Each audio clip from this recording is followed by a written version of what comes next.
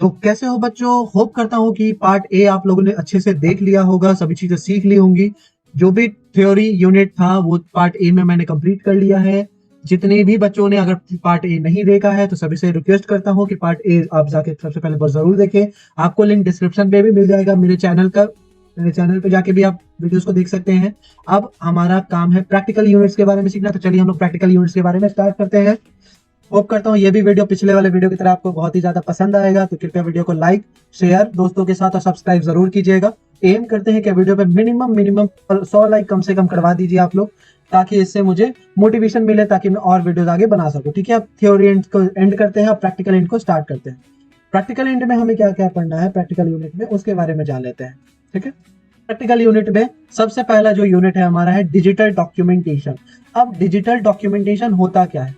तो जितने भी डॉक्यूमेंट्स आप देखते हो, चाहे आप बुक देखते हो, चाहे कोई नोट्स देखते हो, चाहे आप क्वेश्चन पेपर आपका देखते हो, वो सारे पेपर्स आपके डिजिटली क्रिएट किए जाते हैं सबसे, फिर उनका हार्ड कॉपी आप लोग को प्रोवाइड किया जाता है। तो वो डिजिटल डॉक्यूमेंटेशन किस तरीके से बनते हैं, उनको बनाने में कौन से एप्लीकेशन का यूज होता है, उसके बारे में जानेंगे। तो अगर हम फ्री सोर्स की बात करें तो उसके लिए हम लोग ओपन ऑफिस का इस्तेमाल करते हैं। पहले मैं इस यूनिट को कंप्लीट कर लेता हूँ, फिर इसका प्रैक्टिकल ये चीजें भी आप लोग को दिखाऊंगा, सारे ऑप्शन को भी दिखाऊंगा, ताकि आप लोग और अच्छे से सीख पाइएगा। ठीक है, आगे बढ़ते हैं इसमें। तो सबसे पहले ओपन ऑफिस के बारे में जान लेते हैं कि ओपन ऑफिस है क्या। तो ओपन ऑफिस क्या होता है? एक फ्री सॉफ्टवेयर है जिससे आप लोग डॉक्यूमेंटेशन, स्प्रेडशीट, प्रेजेंटेशन या फिर ड्राइंग, मैथ्स फॉर्मूला, ये सब चीजों को आप लोग इजीली जनरेट कर सकते हो। ओपन ऑफिस एक फ्री सॉफ्टवेयर है as compare to Microsoft. Microsoft एक पेड सॉफ्टवेयर है, बट ओपन ऑफिस आप लोग के लिए फ्री है। इसीलिए आप लोग के सिलेबस में ओपन ऑफिस को रखा गया, ताकि आप लोग उसको यूज करके word processing, spreadsheet application, presentation application के बारे में सीख सको। ठीक है, ओपन ऑफिस में आता क्या क्या है? तो ओपन ऑफिस में राइटर आते हैं, कैल्क आता है, आपका इंप्रेस आता है, drawing applications, math formula base और फाइल फॉर्मेट एप्लीकेशन आता है, ताकि डॉक्यूमेंट वगैरह को पढ़ सके। इनका जो डेवलपमेंट और डिस्ट्रीब्यूशन है मेनली लिनक्स के लिए किया गया है, विंडोज के लिए, सोलारिस के लिए, और बाद में ओएस एक्सओएस के लिए भी जनरेट किया गया था। और इन पे एक अलग से लाइसेंस लगा है, जिसको लेसर जनरल पब्लिक लाइसेंस के नाम से भी जाना जाता है। अब इसमें हम लोग आगे बढ़ते हैं। तो इसमें हम लोग को देखना क्या है? अगर कोई भी डॉक्यूमेंट आप बना रहे हैं तो उसमें स्टाइल की बहुत ज्यादा इंपॉर्टेंस होती है। अगर आप स्टाइलिंग नहीं डालते हो, जैसे मैंने ये पीपीटी बनाया है, तो इस पीपीटी में मैंने इमोजीज रखा है, टेक्स्ट रखा है, लोगो रखा है, पेज नंबर मेंशन किया है, अलग अलग 3D टेक्सचर्स मेंशन किए हैं। तो इन चीजों से क्या होता है, ये और अट्रैक्टिव लगता है। ठीक है, तो उन स्टाइल्स को आप कैसे अप्लाई कर सकते हो अपने किसी भी डॉक्यूमेंट, उसके बारे में सीखेंगे। तो पहले सबसे पहले जान लेते हैं कि स्टाइल्स होता क्या है। तो स्टाइल क्या है? एक सेट ऑफ फॉर्मेट है जो कि आप अप्लाई कर सकते हो अपने पेजेस पे, टेक्स्ट पे, और उनके अपीयरेंस को क्या कर सकते हो, तुरंत चेंज कर सकते हो। स्टाइल का यूज करने का एडवांटेजेस क्या होता है? सबसे पहले तो कंसिस्टेंट होता है, अलग अलग फॉर्मेटिंग में डॉक्यूमेंट क्रिएट होता है, और एक सिंपल डॉक्यूमेंट को भी मेजर फॉर्मेटिंग से चेंजेस ला सकते हो, और इजिली किसी भी टेक्स्ट फॉर्मेट को आप चेंज कर सकते हो। अब कितने तरह के स्टाइल्स आप इन ऑफिस में आपको देखने को मिलते हैं। सबसे पहला पेज स्टाइल हो गया। पेज स्टाइल में आप मार्जिन चेंज कर सकते हो, हेडर चेंज कर सकते हो, फुटर चेंज कर सकते हो, बॉर्डर चेंज कर सकते हो, बैकग्राउंड चेंज कर सकते हो, ये सब पेज स्टाइल्स में आते हैं। पैराग्राफ स्टाइल्स हो गया, जिसमें टेक्स्ट अलाइनमेंट क्या होता है वो आप सेटअप कर सकते हो। टैब स्टॉप्स का क्या काम होता है, वो आप लाइन स्पेसिंग आप एडजस्ट कर सकते हो। कैरेक्टर स्टाइल्स क्या होते हैं वो आप एडजस्ट कर सकते हो, जो कि फॉन्ट्स हो गए, साइज हो गए, बोल्ड, इटैलिक हो गया। फ्रेम का जो स्टाइलिंग होता है वो आप सेटअप कर सकते हो, अलग अलग फॉर्मेटिंग, ग्राफिक्स ऐड करके टेक्स्ट फ्रेम ऐड कर सकते हो। नंबरिंग का स्टाइल बदल सकते हो, अलाइनमेंट चेंज कर सकते हो, नंबरिंग में बुलेट कैरेक्टर लगा सकते हो, नंबरिंग पॉइंट्स वाइज लगा सकते हो, फॉन्ट्स फॉर लिस्ट में सेटअप कर सकते हो। सेल्स के जो स्टाइल है तो उनके आप चेंज कर सकते हो, फॉन्ट्स में चेंजेस, अलाइनमेंट में चेंजेस, बॉर्डर्स में चेंजेस, बैकग्राउंड में सेल को प्रोटेक्ट किया जा सकता है। ग्राफिक का जो स्टाइल होता है उसमें लाइंस आप ड्रॉ कर सकते हो, एरिया ड्रॉ कर सकते हो, शैडोइंग कर सकते हो, ट्रांसपेरेंसी ला सकते हो, और ड्राइंग और प्रेजेंटेशन को और ज्यादा अट्रैक्टिव बना सकते हो। इसके अलावा जो भी प्रेजेंटेशन स्टाइल है उसमें फॉन्ट्स के एट्रीब्यूट्स को चेंज कर सकते हो, आइडेंट्स को चेंज कर सकते हो, स्पेसिंग को चेंज कर सकते हो, अलाइनमेंट और टैब्स को आप लोग चेंज कर सकते हो। तो इतने तरीके के टोटल स्टाइल्स आप क्या कर सकते हो, किसी भी डॉक्यूमेंट में अप्लाई कर सकते हो। ठीक है, आगे बढ़ते हैं। अब इसमें स्टाइल्स को अप्लाई कैसे किया जा सकता है ओपन ऑफिस में, उसके बारे में जानते हैं। तो स्टाइल को अप्लाई करने का दो तरीका है। पहला तरीका, आप स्टाइल फॉर्मेटिंग विंडो का इस्तेमाल कर सकते हो, जिसमें आपको क्या करना है, क्लिक फॉर्मेट बटन पे क्लिक करना है, स्टाइल्स एंड फॉर्मेटिंग पे जाना है, या फिर प्रेस 11 करना है। Styles and formatting window open होगा, इसमें अलग अलग स्टाइल्स दिखाए जाएंगे। आप किसी भी एक आइकन पे क्लिक करो जो कि डिस्प्ले कर रहे हो स्पेसिफिक कैटेगरी में, उसको अपने जगह पे पोजीशन करो जहां पे भी आप स्टाइल को डालना चाहते हो, जिस भी फ्रेम में, जिस भी पेज में डालना चाहते हो, और उसमें सिंपली डबल क्लिक करो स्टाइल को नेम करने के लिए, ताकि वो अप्लाई हो जाए। ठीक है, इन सभी चीजों का प्रैक्टिकल भी मैं थोड़ी देर में दिखाऊंगा। पहले ओपन ऑफिस के बारे में जो कि आपका थ्योरेटिकल नॉलेज है उनके बारे में जान लेते हैं, ठीक है। तो फॉर्मेटिंग विंडो का इस्तेमाल करके हो गया। और एक और सबसे रिक्वेस्ट करूंगा कि जितना भी स्टेप्स मैं दिखा रहा हूँ उनको आप नोटबुक में नोट करके जरूर रख लीजिएगा। एग्जाम में बहुत बार होता है कि आपके स्टेप्स भी पूछे जाते हैं, तो आपको स्टेप्स याद होने चाहिए ताकि आप उसमें वहां पे मेंशन कर पाओ।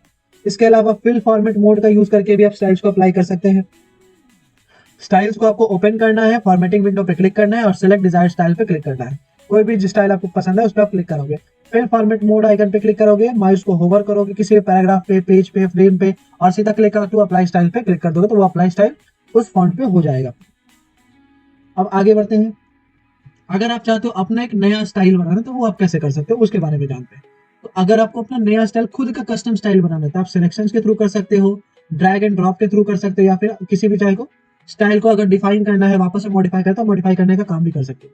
सिलेक्शन का स्टेप बहुत ही छोटा है। आप सिंपली स्टाइल्स पे क्लिक कीजिए, फॉर्मेटिंग विंडो पे क्लिक कीजिए और अपने मनपसंद स्टाइल को क्रिएट करने के लिए जो भी आएगा वहां पे टाइप को चूज कीजिएगा। उसे डॉक्यूमेंट में क्या करना है, किसी भी आइटम को सेलेक्ट करना है, उसके स्टाइल को सेव कर देना है। उसके बाद आपको न्यू स्टाइल पे जाना है, सिलेक्ट आइकन पे जाना है और स्टाइल फॉर्मेटिंग विंडो पे क्लिक करना है। अपने स्टाइल का नेम सेटअप करना है और ओके करना है, उसको सेव कर देना है। ये आपका सिलेक्शन के थ्रू आप क्रिएट करना देखिए। अब ड्रैग एंड ड्रॉप के थ्रू कैसे क्रिएट कर सकते हैं, तो किसी भी टेक्स्ट को आपको क्या करना है, ड्रैग करना है अपने स्टाइल फॉर्मेटिंग विंडो में। उसके बाद पैराग्राफ में जो भी स्टाइल एक्टिव है उनके पैराग्राफ स्टाइल को अपने लिस्ट में ऐड कीजिएगा। अगर कोई कैरेक्टर स्टाइल एक्टिव है तो उस कैरेक्टर स्टाइल को भी उस लिस्ट में आप ऐड कर सकते हैं। अब अगर उसमें आप चाहते हैं मॉडिफाई करना, आपको कोई स्टाइल पसंद नहीं आ रहा, मान लीजिए मुझे ये फॉन्ट नहीं पसंद आ रहा है, मैं इसमें कुछ चेंजेस करना चाहता हूँ, तो मैं मॉडिफाई कस्टम प्रीडिफाइन स्टाइल पे क्लिक करूंगा। उसमें चेंजेस कैसे करना है, स्टाइल पे आप लोग क्लिक करेंगे, फॉर्मेटिंग विंडो पे क्लिक करेंगे, किसी भी आइटम को सिलेक्ट कर लेंगे डॉक्यूमेंट में से, उसका फॉर्मेट आप चेंज करना चाहते हैं उसका वो फॉर्मेट वो अडॉप्ट कर लेगा, ठीक है। वापस से स्टाइल फॉर्मेटिंग विंडो पे जाएंगे, किसी भी स्टाइल को आप सिलेक्ट करेंगे, उसमें अपडेट पे क्लिक करेंगे, एरो को अपने नेक्स्ट करेंगे, न्यू स्टाइल पे सेलेक्ट करेंगे और फिर सिलेक्शन आइकन के बाद अपडेट स्टाइल पे क्लिक करेंगे तो वो स्टाइल जो होगा वो आपका अपडेट हो जाएगा। इन सभी चीजों का प्रैक्टिकल चीज में मैं थोड़ी देर में बताऊंगा, तो इस वीडियो को कंटिन्यू देखिएगा, प्रैक्टिकल चीज भी आगे आपको बताया जाएगा, ठीक है। अब आगे देखते हैं। अगर कोई टेम्पलेट इंसर्ट करना है तो इसके बारे में क्या करना है, ठीक है। टेम्पलेट इंसर्ट करने के लिए या फिर इमेज इंसर्ट करने के लिए अगर कोई टेम्पलेट आप प्री डिफाइंड टेम्पलेट आप इंसर्ट करना है, तो मान लीजिए आपको इन्विटेशन जनरेट करना है, इनवाइट किसी को जनरेट करना है, कोई कार्ड जनरेट करना है, कोई ग्राफिक जनरेट करना है, तो आपके पास क्या होते हैं, ढेर सारे टेम्पलेट्स प्रोवाइड होते हैं ओपन ऑफिस के द्वारा। उन टेम्पलेट्स को आप अपने डॉक्यूमेंट में इंसर्ट कर सकते हो। उसके लिए क्या करना है, अपने डॉक्यूमेंट को ओपन करो, जहां पे आपको स्टाइल लगाना है, स्टाइल्स एंड फॉर्मेटिंग विंडो पे जाइए, लॉन्ग क्लिक कीजिए एरो को और न्यू स्टाइल में से सिलेक्ट आइकन पे जाइए और लोड स्टाइल पे क्लिक कीजिएगा। लोड स्टाइल डायलॉग बॉक्स जैसे ही ओपन होगा वहां पे अलग अलग तरीके के स्टाइल्स आपको दिखने लगेंगे। वो स्टाइल में से किसी भी स्टाइल पे क्लिक कीजिएगा और क्लिक ऑन ओके कीजिएगा, ठीक है। तो आपको वो स्टाइल वहां पे अप्लाई हो जाएगा। अगर आप चाहते हो इमेजेस लगाना तो इमेजेस कैसे लगा सकते हो, तो इमेजेस लगाने के लिए दो तरीका है, या तो आप ड्रैग एंड ड्रॉप कर सकते हो या तो पिक्चर डायलॉग बॉक्स के थ्रू। आप सिंपली क्या करेंगे, कोई भी फाइल फोल्डर ओपन करेंगे, ठीक है, फाइल ब्राउजर ओपन करेंगे, उस इमेज पे जाएंगे और उस इमेज को ड्रैग करके मतलब क्लिक करके अपने जो राइटर डॉक्यूमेंट है वहां पे लाके ड्रॉप कर देंगे तो वो इमेज क्या होगा यहाँ पे ऐड हो जाएगा। पिक्चर डायलॉग बॉक्स का भी आप ये करके काम कर सकते हैं। पिक्चर डायलॉग बॉक्स में क्या करना है, किसी भी डॉक्यूमेंट पे क्लिक करना है जहाँ पे आपको इमेज इंसर्ट करना है, इंसर्ट में जाना है, पिक्चर्स में जाना है और किसी भी फाइल मेन्यू पे क्लिक करना है और पिक्चर्स को सिलेक्ट करना है। इंसर्ट पिक्चर डायलॉग बॉक्स का इस्तेमाल करके ओपन पे क्लिक करना है, वो पिक्चर आपका क्या होगा इंसर्ट हो। जैसे मैंने यहाँ पे ये इमोजी डाला थी, ये एक पिक्चर है, इसको भी मैंने क्या किया है पिक्चर डायलॉग बॉक्स का इस्तेमाल करके डाला है। ये जो इमोजी है इमेज है उसको भी पिक्चर डायलॉग बॉक्स का, ये जो इमेज है इसको भी पिक्चर डायलॉग बॉक्स का इस्तेमाल करके मैंने यहाँ पे क्या किया है मेंशन किया है, ठीक है। अब यहाँ पे अगर आप चाहते हो और भी तरीके के इंसर्ट इमेजेस करना, इमेजेस को इंसर्ट करना चाहते हो तो आप क्लिपबोर्ड के थ्रू कर सकते हो। क्लिपबोर्ड में क्या करते हैं, हम किसी भी ब्राउजर पे चले जाए, ठीक है, ब्राउजर पे जाके सिंपली क्या करें, किसी भी इमेज को सेलेक्ट करें, उस पर कंट्रोल सी करें, ब्राउजर पे जाए, कोई भी इमेज पसंद करें, इमेज को पसंद करने के बाद सिंपली इमेज पे क्लिक करने के बाद कंट्रोल प्लस सी पे क्लिक करेंगे, कंट्रोल सी करेंगे तो वो इमेज क्या होगा हमारे क्लिपबोर्ड में कॉपी हो जाए। क्लिपबोर्ड एक ऐसा स्टोरेज होता है हमारे सिस्टम का जहां पे कोई भी चीज आप कुछ समय के लिए स्टोर करके रख सकते हो। क्लिपबोर्ड में जैसे ही स्टोर करोगे उसके बाद अपना एक टारगेट आप ओपन करो, टारगेट डॉक्यूमेंट, सोर्स डॉक्यूमेंट में जाओ, इमेज को सेलेक्ट करो, कंट्रोल सी करो, कॉपी हो जाएगा। फिर अपने टारगेट डॉक्यूमेंट में जाओ जहां पे आपको इमेज को रखना है, कर्सर को वहां पे क्लिक करो, अब वहां पे इमेज को रखना है, फिर कंट्रोल वी को सीधा पेस्ट कर दो, आपका इमेज पेस्ट हो जाएगा। अगर आप चाहते हो तो स्कैनर के थ्रू भी इंसर्ट कर सकते हैं इमेज को। अगर स्कैनर आपका कनेक्टेड है तो इंसर्ट पिक्चर में जाओ, पिक्चर में स्कैन पे क्लिक कीजिएगा, सिलेक्ट सोर्स में स्कैनर सेलेक्ट कीजिएगा तो वो स्कैन करके आपका पिक्चर को इंसर्ट कर लेगा। अगर आप गैलरी के थ्रू जाना चाहते हैं तो गैलरी को ओपन कीजिए, उसमें किसी भी आइकन गैलरी आइकन पे क्लिक कीजिए, टूल्स में जाइए, गैलरी आइकन पे क्लिक करेंगे, इमेज को सिलेक्ट करेंगे और उसे ड्रैग कर देंगे अपने राइटर के डॉक्यूमेंट पे, फिर राइट क्लिक करेंगे, इंसर्ट और कॉपी पे क्लिक करेंगे तो जो गैलरी में इमेजेस होगा वो आपका राइटर के डॉक्यूमेंट में आ जाएगा।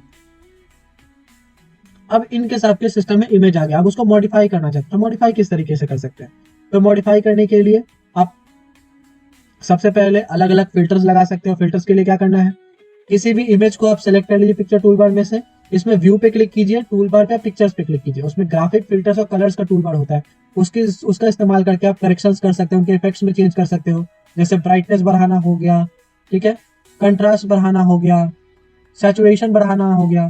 तो इन चीजों का आप इस्तेमाल करके ये सब चीजों को एडजस्ट कर सकते हो। उसके अलावा ग्राफिक मोड का इस्तेमाल करके इमेज के कलर में चेंजेस कर सकते हो, उनको ग्रे स्केल बना सकते हो, और हर एक इमेज को चूज करके उसको ग्रे स्केल और अलग अलग फॉर्मेट में चेंज कर सकते हो। उन्हें आप फ्लिप कर सकते हो हॉरिजॉन्टली और वर्टिकली। आप चाहते हो कोई इमेज उल्टा हो जाए तो वो आप उल्टा भी कर सकते हो, सीधा करना चाहो सीधा भी कर सकते हो। सीधा आपको इमेज को सेलेक्ट करना है, आइकन पर सीधा फ्लिप पे आपको क्लिक करना है। फिल्टर्स का जो इस्तेमाल करना है वो फिल्टर का इस्तेमाल कर सकते हो, अलग अलग फिल्टर्स आप लगा सकते हो, और अगर कोई फिल्टर गलती से लग जाता है कंट्रोल जेड करके आप उसको वापस भी ला सकते हो, ठीक है। ट्रांसपेरेंसी सेट कर सकते हो, अगर कोई इमेज आपको ट्रांसपेरेंट बनाना है तो उसका परसेंटेज सेट करके आप इमेज की ट्रांसपेरेंसी भी सेटअप कर सकते हो, ताकि वो इमेज आपका ट्रांसपेरेंट दिखे। जैसे पीछे जो लोगो दिख रहा है उसकी मैंने ट्रांसपेरेंसी सेट की है, इसी कारण से वो ट्रांसपेरेंट आपको बैकग्राउंड में दिख रहा है, ठीक है। आप मॉडिफाई और क्या क्या कर सकते हो मॉडिफाई इमेज में, तो आप इमेज को क्रॉप कर सकते हो, मतलब आप चाहो तो इस इमेज को क्रॉप करके छोटा बना सकते हो, इस पोर्शन को मैं क्रॉप करना चाहता हूँ, इस पोर्शन को क्रॉप करके रख सकता हूँ, ठीक है। इमेज को रिसाइज किया जा सकता है, इमेज को रोटेट किया जा सकता है, और अलग अलग ड्राइंग ऑब्जेक्ट को बनाया लाया जा सकता है टूल बार के थ्रू, और अलग अलग ऑब्जेक्ट ग्रुप भी किया जा सकता है। आप चाहते हो कि एक साथ में इस इमेज को और इस इमेज को एक साथ मूव करूं, तो मैं ग्रुपिंग करके क्या कर सकता हूँ, इनसाइड इमेज को मूव करने का काम कर सकता हूँ। अब मॉडिफाई इमेज में और क्या हो सकता है, तो इमेज का पोजीशन को सेट करना, उनके ग्राफिक्स को सेट करना, अगर उसमें कोई टेक्स्ट लिखना वो सब ऐड करना, वो सभी मॉडिफाई इमेज का पार्ट होता है। अगर आप कोई भी ग्राफिक ऐड करते हो टेक्स्ट डॉक्यूमेंट में, तो उसको डिसाइड करना होता है वो टेक्स्ट से कैसे इंटरेक्ट करेगा या फिर अदर ग्राफिक से कैसे इंटरेक्ट करेगा। जैसे मैंने ये बॉय का जो लोगो है वो ये साइड में रखा है, ठीक है, ये लॉक का लोगो है वो इस साइड में रखा है, लैपटॉप का लोगो इस साइड में रखा है, तो इन चीजों को एडजस्ट करने के लिए पोजिशनिंग इसको कहा जाता है। हर एक चीज को अलग अलग पोजिशन पे रखा है ताकि ये और ज्यादा अट्रैक्टिव लगे। इसको आप मॉडिफाई करने के लिए अरेंजमेंट कर सकते हो, किसी भी ग्राफिक को वैसे जगह पे वर्टिकल एक्सिस पे आप प्लेस कर सकते हो, अलाइनमेंट उनका सेटअप कर सकते हो, एंकरिंग सेटअप कर सकते हो, और उसका टेक्स्ट रैपिंग भी आप कर सकते हो ताकि टेक्स्ट उसके आसपास में दिखे, ठीक है। अब टेम्पलेट्स क्या होता है, तो टेम्पलेट ऐसा मॉडल है जो कि अदर डॉक्यूमेंट्स को बनाने के लिए काम आता है। जैसे बिजनेस रिपोर्ट हो गया, उसका एक टेम्पलेट बना हुआ होगा, कोई भी लोगो कंपनी का स्टार्ट करके, या फिर कोई न्यू डॉक्यूमेंट आपको बनाना हो, वही सेम लोगों के साथ आप टेम्पलेट का यूज करते हैं। टेम्पलेट क्या होता है, प्री डिफाइंड डिजाइन होते हैं, पहले से वो डिजाइन बने हुए हैं, बस आपके इस्तेमाल से आपके हिसाब से आप उसको क्या कर सकते हो, अपडेट या फिर चेंजेस वगैरह करवा सकते हो। अब इसके बाद आगे बढ़ेंगे, आप टेम्पलेट को कैसे क्रिएट करना है, तो आप टेम्पलेट को दो तरीके से डॉक्यूमेंट्स के थ्रू क्रिएट कर सकते हो और विजार्ड के थ्रू भी क्रिएट कर सकते हो। डॉक्यूमेंट के थ्रू कैसे क्रिएट करना है, तो सबसे पहले एक न्यू और एग्जिस्टिंग डॉक्यूमेंट को आप ओपन कर ले, वहां पे टेम्पलेट जहां पे आप बनाना चाहते हैं कंटेंट उसमें ऐड कीजिए और स्टाइल्स ऐड कीजिए। उसका मेन मेन्यू में जाइए, चूज फाइल पे क्लिक कीजिए, टेम्पलेट्स पे क्लिक कीजिए और save to open template dialog box open होगा। वहां पे अपने टेम्पलेट्स का नेम मेंशन कीजिए, कैटेगरी मेंशन कीजिए और क्लिक और ओके टू सेव कर दीजिए। तो इस तरीके से करके आप डॉक्यूमेंट के थ्रू टेम्पलेट सेव कर सकते हो, या फिर विजार्ड का ऑप्शन यूज कर सकते हो। मेन मेन्यू में जाना है आपको, चूज फाइल में जाना है, विजार्ड ऑप्शन पे जाना है, और वहां पे विजार्ड में जो भी टेम्पलेट आपको रिक्वायर्ड है उसका नाम टाइप करना है। अलग अलग इंस्ट्रक्शन जो भी दिखा देंगे उस इंस्ट्रक्शन को फॉलो करना है, लास्ट सेक्शन में उनका नेम और लोकेशन डाल के उसको सेव कर देना है। तो इन दो तरीकों से आप टेम्पलेट को सेव कर सकते हो, ठीक है। अब उसके बाद टेम्पलेट के फीचर्स क्या क्या होते हैं, तो टेम्पलेट का फीचर क्या क्या होता है, आप टेम्पलेट को डिफॉल्ट भी बना सकते हो और अलग अलग मैनेजमेंट के हिसाब से चेंजेस भी कर सकते हो। यहाँ पे आप मेन मेन्यू पे क्लिक करेंगे, चूज फाइल पे क्लिक करेंगे, टेम्पलेट्स पे क्लिक करेंगे, और अपने टेम्पलेट्स को जिस तरीके से चाहें उस तरीके से ऑर्गेनाइज कर सकते हैं। आप लेफ्ट बॉक्स पे सेलेक्ट करें, फोल्डर पे सेलेक्ट करें, जहां पे आपने टेम्पलेट रखा है वहां पे डिफॉल्ट बनाना चाहते हैं, सिंपली टेम्पलेट को सिलेक्ट कर दें, या फिर कमांड बटन पे क्लिक कीजिए, सेट एज डिफॉल्ट टेम्पलेट पे क्लिक कीजिए ड्रॉप डाउन में, तो भी वो डिफॉल्ट आपका सेट हो जाएगा। डिफॉल्ट का मतलब है, अगर किसी को डिफॉल्ट का मतलब नहीं समझ में आया तो जान लीजिए, डिफॉल्ट का मतलब क्या होता है, जैसे ही आप डॉक्यूमेंट ओपन करें आपको ब्लैंक पेज ना देके वो जो टेम्पलेट आपने डिजाइन किया वो टेम्पलेट ही सीधा शो करेगा, ठीक है। वो डिफॉल्ट होता है, प्री डिफाइंड डिजाइन है जो कि पहले से बना हुआ है, आपको कुछ भी नहीं करना, बस क्लिक करना है, वो आपका डिफॉल्ट सेटअप हो जाता है, ठीक है। अगर आप रीसेट करना चाहते हैं डिफॉल्ट टेम्पलेट को, तो कैसे सेट कर सकते हैं, तो सिंपली री enable open office default template पे जाएंगे और वहां पे टाइप करेंगे, वहां पे टेम्पलेट मैनेजमेंट का एक डायलॉग बॉक्स ओपन होगा, वहां पे किसी फोल्डर पे क्लिक करेंगे, लेफ्ट में कमांड बटन पे क्लिक करेंगे, चूज रीसेट डिफॉल्ट पे क्लिक करेंगे। इससे क्या होगा, आपका जो टेम्पलेट डिफॉल्ट में सेटअप हुआ है वो पूरी तरीके से हट जाएगा, ठीक है। अब यहाँ पे टेबल ऑफ कंटेंट अगर आपको ऐड करना है, टेबल ऑफ कंटेंट आप कैसे ऐड करें, टेबल ऑफ कंटेंट होता क्या है, तो आपने बुक्स वगैरह में देखा होगा, आपको हेडिंग यहाँ पे लिखा होता है, हेडिंग 1 हो गया, इसके अंदर सब टॉपिक के लिए हेडिंग 2 हो गया, ठीक है, इसके अंदर सब टॉपिक के लिए हेडिंग 3 हो गया। तो ऐसे करके जो हेडिंग होते हैं या फिर सब टॉपिक्स हो गया, कंटेंट्स हो गए, ये सब कैसे आते हैं आपको, तो टेबल ऑफ कंटेंट के थ्रू इन चीजों को आप ऐड कर सकते हैं। अगर टेबल ऑफ कंटेंट बनाए तो राइटर में टेबल ऑफ कंटेंट बनाने का ऑप्शन दिया हुआ है, आप एक ऑटोमेटेड टेबल ऑफ कंटेंट बना भी सकते हो हेडिंग के थ्रू, ठीक है। आपको सिंपली क्या करना है, कर्सर ले जाना है जहां पे भी आप टेबल ऑफ कंटेंट बनाना चाहते हो, इंसर्ट पे क्लिक करना है, इंडेक्स टेबल पे क्लिक करना है, इंडेक्स टेबल पे क्लिक करने के बाद ओके पे क्लिक करना है। वहां पे आपका ये हेडिंग टाइप का जो टेबल ऑफ कंटेंट है वो इंसर्ट हो जाएगा। अगर आप उसको डिलीट करना चाहते हैं तो सिंपली वहां पे जाए और उस पर डिलीट का ऑप्शन दिया जाएगा, आपको डिलीट कर देना है। डिलीट करने के लिए कहीं भी क्लिक करेंगे टेबल ऑफ कंटेंट में, फिर राइट क्लिक करेंगे, कंटेक्स्ट मेन्यू में चूज डिलीट या फिर इंडेक्स टेबल पे क्लिक करेंगे, राइटर क्या करेगा टेबल ऑफ कंटेंट को आपका डिलीट करके देगा, ठीक है। अब आगे बढ़ते हैं। अब एक ऑप्शन आता है मेल मर्ज का। मेल मर्ज क्या होता है? मेल मर्ज आपको अलाउ करता है किस लिए, एक पर्सनलाइज लेटर बनाने के लिए और एक ही लेटर को मल्टीपल रेसिपेंट को भेजने के लिए, ठीक।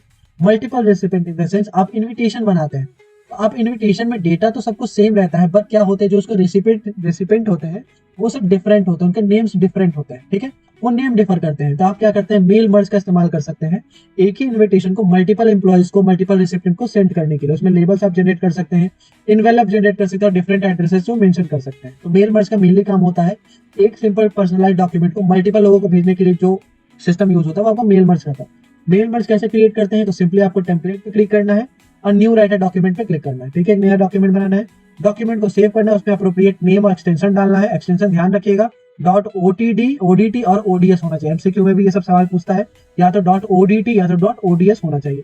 उसके बाद जो टेक्स्ट आपको लिखना है वो टेक्स्ट आपको मेंशन करना है और उसके बाद जो जो फील्ड्स आपको सेटअप करना है वो फील्ड्स को आपको सिलेक्ट करना है। इसके बाद इसका क्या करना है, आपको डेटा सोर्स से मर्ज करना है। डेटा सोर्स से कैसे मर्ज करेंगे, आप सिंपली अपने लेटर को खोलेंगे, ठीक है, उसमें इंसर्ट फील्ड्स पे जाएंगे, डेटाबेस पे जाएंगे, वहां पे स्पेसिफिक पोजीशन पे ड्रैग फील्ड्स का ऑप्शन दिया हुआ है। अगर जैसा भी फील्ड आप ऐड करना चाहते हैं उस पर डबल क्लिक करेंगे और ड्रैग करेंगे उसके ऊपर। फॉर्मेट डॉक्यूमेंट जैसे आप चाहते हैं उसको फॉर्मेट कर ले, फिर लेटर को क्या करें प्रिंट कर ले राइटर में। इससे क्या होगा, सारा डाटा मर्ज होके आपके मेल मर्ज के थ्रू सारे डॉक्यूमेंट प्रिंट भी हो जाएगा, आप उसको प्रिंट आउट लेके निकाल भी सकते हैं। तो हमारा यूनिट 6 खत्म हो गया है। ओपन ऑफिस में राइटर के बारे में जो जो चीजें बतानी थी मैंने बता दी है। अपने सारे स्टेप्स को देख लिया होगा, कौन कौन से स्टेप है। उनका जो प्रैक्टिकल यूनिट है, जो प्रैक्टिकल सेशन है, मैं इन सेशन के बाद करूंगा, तो उस प्रैक्टिकल सेशन को भी आप लोग देख के जाइएगा ताकि ओपन ऑफिस राइटर के बारे में, स्प्रेडशीट के बारे में सारी नॉलेज आपके पास हो, ताकि आप उसको एग्जाम में अपने क्वेश्चंस में मेंशन कर सको, ठीक है। अब हमारा है यूनिट 7 इलेक्ट्रॉनिक स्प्रेडशीट के बारे में, उसके बारे में हम लोग जानते हैं, ठीक है। तो स्प्रेडशीट कुछ इस तरीके का होता है जिसमें क्या होता है, अलग अलग सेल्स होते हैं, जो ये छोटे छोटे दिख रहे हैं ये आपके सेल्स कहलाते हैं। ये वाला सेक्शन जो होता है वो आपका कॉलम कहलाता है, ठीक है। और ये वाला जो सेक्शन होता है वो आपका रो कहलाता है, सभी लोग जानते हैं। और जहां पे ये रोज एंड कॉलम मिलते हैं उस चीज को हम लोग सेल कहते हैं। और ये मल्टीपल सेल्स मिलके ये जो बनाते हैं वो टेबल्स बनाते हैं, और ये मल्टीपल टेबल्स मिलके एक स्प्रेडशीट का क्रिएशन करते हैं, ठीक है। इसको हम लोग स्प्रेडशीट बोलते हैं, या फिर अगर माइक्रोसॉफ्ट की भाषा में बोले तो एक्सेल सीट बोलते हैं, ठीक है। मल्टीपल एक्सेल शीट्स मिला के ही आपके वर्कबुक में जनरेशन होता है। अब इसमें पढ़ना क्या क्या है उसके बारे में देख लेते हैं।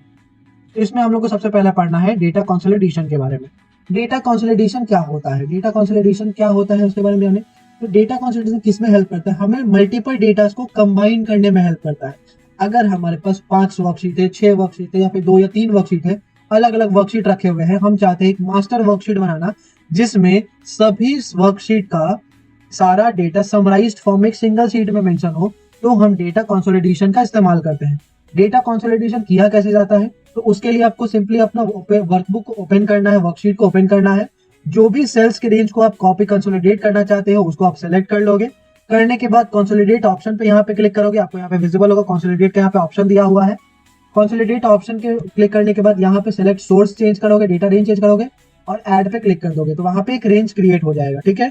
उसके बाद एडिशनल रेंज में जाओगे, ऐड पे क्लिक करोगे और ईच सिलेक्शन के बाद उसको स्पेसिफाई करोगे कहाँ पे रिजल्ट आपको दिखाना है, कौन सा टारगेट डेटा है, वहां पे आप रिजल्ट को कॉपी करोगे। एक फंक्शन को सिलेक्ट करोगे फंक्शन लिस्ट में से सम, जिसमें डिफॉल्ट फंक्शन होता है। या तो आप रोज के थ्रू वहां पे डेटा कंसोलिडेट करना चाहते हो या फिर कॉलम्स के थ्रू आप वहां पे सिलेक्ट कर सकते हो। फिर आइडेंटिकल सेलेक्ट को सोर्सेज को चेक करोगे और वहां पे ओके पे क्लिक करोगे और कंसोलिडेट रेंजेस पे क्लिक कर दोगे। तो इससे क्या होगा, आपके मल्टीपल शीट्स का जो डेटा है सारे क्या होंगे एक सिंगल शीट में आप लोग को शो करने लगता है। डेटा कंसोलिडेशन का मेन काम क्या होता है, मल्टीपल शीट्स का जो डेटा है वो सिंगल शीट में दिखाने का काम करता है वो, ठीक है। कुछ इस तरीके का वो आपका ओपन ऑफिस कैल्क आपको विजिबल होता है, ठीक है। अब इसमें क्या होता है, इसमें ढेर सारे फंक्शंस होते हैं, जिसमें सबसे पहला फंक्शन आपको पढ़ना है सब टोटल। सब टोटल का फंक्शन, टोटल फंक्शन क्या करता है, जितना भी डेटा हमारे पास है सबको ऐड करना, एक अरेंज्ड फॉर्म में ऐड करने का काम करता है। चाहे वो सेल्स के जिसमें भी लेबल्स लगे होते हैं, जिसमें भी नंबर्स या कुछ वैल्यूज होते हैं लिखे हुए, चाहे वो कॉलम्स में हो चाहे वो रोज में हो, उनके एरोज को आप सेलेक्ट कर सकते हो, एक फंक्शन लगा करके सब टोटल उसका जनरेट कर सकते हो। सब टोटल कैसे लगाते हैं उसके स्टेप्स के बारे में जान ले।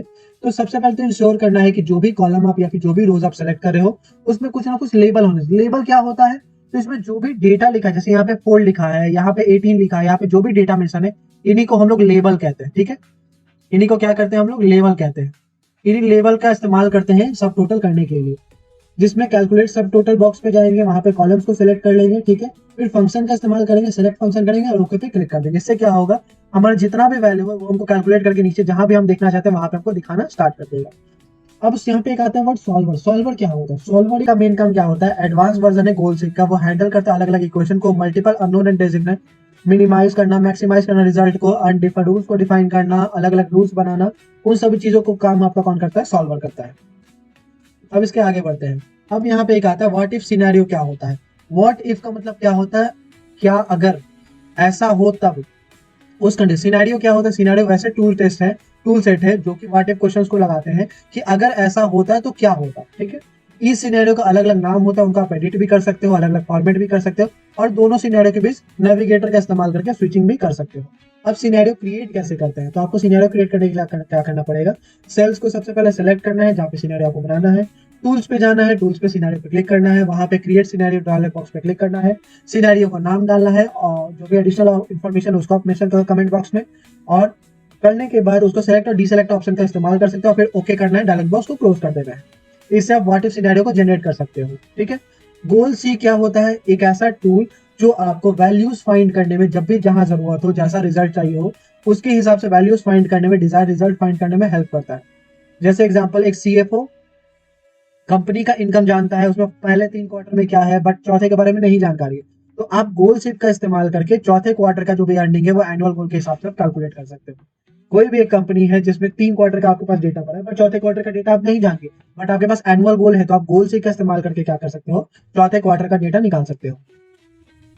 अब यहाँ पे एक ऑप्शन बहुत सारी चीजों का आता है मॉडिफिकेशन के लिए। सबसे पहले तो इंसर्टिंग के लिए, अगर आप चाहते हैं नया शीट इंसर्ट करना, आपका एक शीट पे काम नहीं बन रहा है, आप चाहते हैं मल्टीपल शीट इंसर्ट करना, तो आप मल्टीपल शीट्स भी इंसर्ट कर सकते हैं। कैसे इंसर्ट करना है नया शीट, तो नया शीट ऐड करने के लिए सिंपली क्या करना है, इंसर्ट बटन पे जाना है, वहां पे मेन्यू बार से पे शीट पे क्लिक करना है, राइट क्लिक करना है टैब पे, वहां पे पिक इंसर्ट पे क्लिक करना है, यहाँ पे आपको इंसर्ट का बटन दिख रहा होगा, आप सिंपली इंसर्ट के बटन पे क्लिक करेंगे और एम्प्टी स्पेस है वहां पे एंड टैब पे क्लिक कर देंगे। तो इससे क्या होगा, इंसर्ट डायलॉग बॉक्स ओपन होगा और आपको प्लेसमेंट दे देगा कि आप कितने नंबर ऑफ सीट वहां पे प्लेस करना चाहते हो। ठीक है, इसके अलावा आप चाहो तो यहाँ से रीनेम भी कर सकते हो। यहाँ पे सीट्स का जो रीनेम होता है, जो आपका डिफॉल्ट सीट का रीनेम होता है वो आपका शीट 1, शीट 2 ऐसे करके नेम्स दिए होते हैं, आप इनको चाहो तो अपने हिसाब से कस्टमाइज भी कर सकते हो।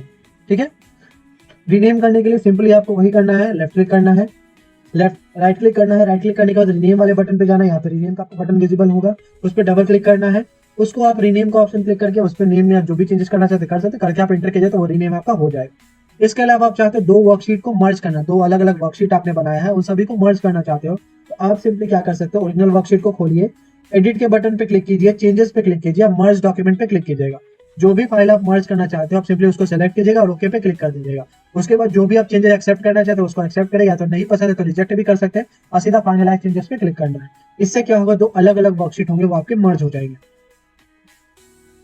अब इसके बाद अगर आप चाहो तो शीट को शेयर करना है, तो शीट को आप शेयर भी कर सकते हो। शेयर कैसे कर सकते हो, तो आप सिंपली अगर किसी भी वर्कशीट को शेयर करना चाहते हो किसी भी लोकेशन पे, किसी भी नेटवर्क पे, तो आप मल्टीपल यूजर को शेयर कर सकते हो। उसको सेटअप कैसे करना है, तो आप सिंपली स्प्रेडशीट को खोलो, टूल्स वाले ऑप्शन पे क्लिक करो, ऊपर पे देखिए यहाँ पे टूल्स आपको दिख रहा होगा, टूल्स पे क्लिक करो, यहाँ पे शेयर वाले बटन पे क्लिक करना है। ठीक है, वहां पे शेयरिंग इनेबल जैसे ही कीजिएगा, कुछ चेकबॉक्स आएंगे, चेकबॉक्स डायलॉग बॉक्स पे चेक करना है, ओके पे क्लिक करना है। उसके बाद जहां पे भी आप सेल कीजिएगा तो वहां पे एक शेयर मेथड हो जाएगा जो कि आपके टाइटल बार पे शो करेगा आपको शेयर के साथ। ठीक है, वो चीज डेटा आपने शेयर कर दिया है। आप चाहते हो स्प्रेडशीट को सेव करना, सेव करने के लिए बहुत सारे ऑप्शन है, आप नॉर्मली भी सेव कर सकते हो, कोई भी डेटा आप चेंज करना चाहो तो चेंज करके भी सेव कर सकते हो, सिंपली कंट्रोल एस भी क्लिक करोगे तो चेंज हो जाएगा। If no other user had modified then worksheet save normally, अगर कोई भी शीट में कोई भी मॉडिफिकेशन नहीं होता है तो वो वर्कशीट ऑटोमेटिकली सेव हो जाता है। अगर कोई मॉडिफिकेशन आप करते हो तो आपको कंट्रोल एस करके आप सेव वाले ऑप्शन पे जाके उसको सेव करना होता है। अगर कोई चेंजेस होते हैं तो आप उसको चेंज कर सकते हो। अगर कोई भी कॉन्फ्लिक्ट नहीं होता है तो सीट ऑटोमेटिकली चेंज हो जाता है या फिर रेड बॉर्डर से आपको दिखाने लगता है। ठीक है, कि इसमें कुछ बदलाव आए हैं, कुछ गलतियां हैं, उसको हाईलाइट किया जा रहा है। ठीक है, अगर कोई कॉन्फ्लिक्ट आते हैं तो उसको ऑटोमेटिक डायलॉग बॉक्स का इस्तेमाल करके आप रिजॉल्व भी कर सकते हो। अगर अदर यूजर ने उस कॉन्फ्लिक्ट को रिजॉल्व कर दिया है तो आपको मैसेज भी दिखाई देगा कि वो फाइल क्या हुआ है, लॉग हो गया है। अब वर्कशीट का लिमिटेशन क्या होता है, शेयरिंग क्या होता है, तो जैसे मर्ज सेल करते हो, कंडीशनल फॉर्मेटिंग करते हो, इमेज लगाते हैं, ग्राफ्स लगाते हैं, ये सब आपके शेयर्ड वर्कशीट में काम नहीं करता है, ध्यान रखिएगा। लिमिटेशन क्या होता है, शेयर्ड वर्कबुक आप मर्ज सेल नहीं कर सकते हो, कंडीशनल फॉर्मेटिंग नहीं कर सकते, इमेजेस नहीं लगा सकते, ग्राफ्स नहीं लगा सकते, और स्मूथ कोलैबोरेशन नहीं कर सकते। तो इन सब चीजों से आपके वर्कशीट सेल नहीं होता है, ठीक है। अब यहाँ पे दिखाते हैं रेफरेंस क्या होता है। जैसे अगर आपको एक सेल दिखता है, जैसे यहाँ पे एक सेल मैंने सेलेक्ट कर लो, कोई भी सेल आपको दिखाऊं, एक ये सेल की मैं बात करता हूँ, तो ये सेल का कुछ ना कुछ एड्रेस होगा। ये जो सेल है, सेल का एड्रेस क्या हो सकता है, तो ये इसमें पहले क्या होता है, ये रोज का जो लेटर होता है वो मेंशन होता है, कॉलम्स का जो नंबर होता है ये ही उसका सेल रेफरेंस होता है, ठीक है। ये सेल का एड्रेस है। इससे क्या होता है, हर एक सेल या फिर हर एक रेंज यूनिकली आइडेंटिफाई किया जाता है, ताकि किस सेल में कौन सा डेटा उसको यूनिकली आप आइडेंटिफाई कर सकते हो। इसके अलावा इसको फॉर्मूला बनाने में भी यूज कर सकते हो, वैल्यूज को कैलकुलेट करने में भी यूज कर सकते हो। अब चाहते हो एक शीट का डेटा दूसरे शीट में रेफरेंस करने के लिए, तो वो भी सेल का रेफरेंस सेल का इस्तेमाल करके, एड्रेस का इस्तेमाल करके सिंपली रेफरेंस कर सकते हो। रेफरेंसिंग के लिए आपको कुछ नहीं करना है, कीवर्ड्स का इस्तेमाल करना है, आपको सिंपली रेफरेंस का फॉर्मेट टाइप करना है। कैसे टाइप करना है, फाइल, फाइल में जहां पे आपको सेट करना है वो फाइल का जो भी नेम है, हैश शीट का जो भी नेम है, और उसमें डॉट डाल के सेल करना है। तो ये आपका फॉर्मेट होता है, इस फॉर्मेट को ध्यान से देख लीजिएगा। इस फॉर्मेट में ही आपको क्या करना है, अपने सेल का जो रेफरेंसिंग है वो सेटअप करना है। इस फॉर्मेट में आपको सेल का रेफरेंसिंग है वो सेटअप करना है, ठीक है। या फिर आप माउस के हिसाब से भी नेविगेट कर सकते हो सेल्स के रेफरेंस के बीचेस में। अब चाहते हो अगर डेटा को लिंक करना है या फिर स्प्रेडशीट को लिंक करना है, तो आप लिंक भी मल्टीपल फॉर्म्स में कर सकते हो, मल्टीपल रिसोर्सेज से डेटा को कर सकते हो। कैसे करना है, इससे आप सिस्टम आपको अलाउ करता है मल्टीपल फॉर्मूलाज बनाने के लिए। लोकल भी आप बना सकते हो लिंक्ड इन्फॉर्मेशन के साथ, और लोकल अपने डेटा के साथ भी बना सकते हो, ऑर्गेनाइज कर सकते हो मल्टीपल सीट्स को, ताकि उनको आप एक साथ मॉडिफाई कर सको, देख सको, चेक कर सको, ठीक है।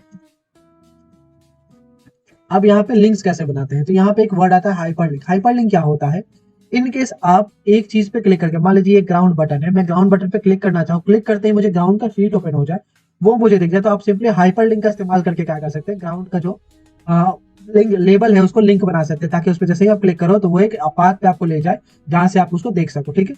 कैसे करना है, तो jump with spreadsheet to different files और वेबसाइट। आप एक लेवल से इस्तेमाल करके मल्टीपल स्प्रेडशीट या फिर डिफरेंट फाइल या फिर वेबसाइट पे जा सकते हो। लिंक्स रिलेटिव भी हो सकते हैं या फिर एब्सोल्यूट भी हो सकते हैं। अगर रिलेटिव का मतलब क्या होता है, अगर टारगेट का लोकेशन चेंज होता है तो वो चेंज हो जाएगा। एब्सोल्यूट तभी हो सकता है जब उसका टारगेट ही मूव हो जाए, कहीं और पोजीशन में चेंज हो जाए। हाइपरलिंक का जो डायलॉग बॉक्स है वो आपको कहाँ मिलेगा, तो टूल बार पे आप क्लिक करोगे, इंसर्ट पे क्लिक करोगे, वहां पे आपको हाइपरलिंक का ऑप्शन दिखाई देगा, ठीक है।